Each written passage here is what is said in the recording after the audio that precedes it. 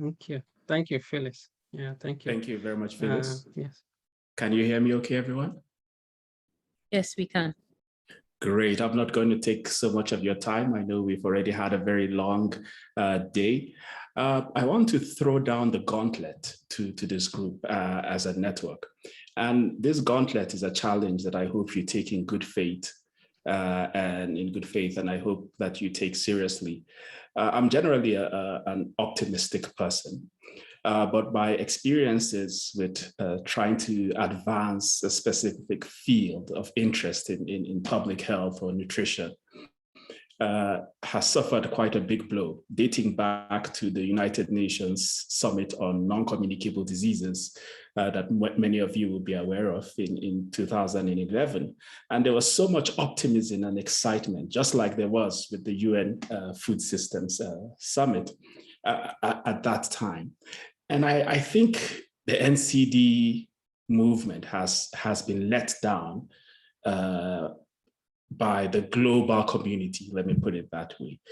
We've not seen the kind of investments that we hoped we would see in NCD prevention, especially in developing countries, as we have seen in other public health and global health priorities. And I worry that we are going to face the same situation as regards food systems and food environments. And I think this is particularly important to us as researchers and as a research network, because without funding, we can't do our work. And for many of us in developing countries, our governments are not just going to put the kind of funding that we need. They have other priorities, there are other challenges, et cetera, et cetera. And so we rely on the global funding landscape to be able to do the kind of research that we need to do.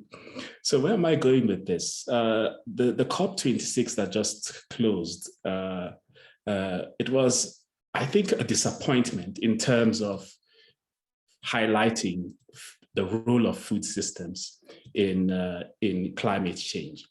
And so I think that we need to challenge ourselves to strategically coordinate to coordinate our communication efforts based on the research that we do, and to strategically advocate to ensure that the next COP27, which is happening on this continent, that food doesn't just get one day at COP, but it gets probably the whole 2 weeks, because we can't talk of any meaningful change in climate change, any meaningful impact in climate change without talking about food systems, without reforming the food system and the food environment.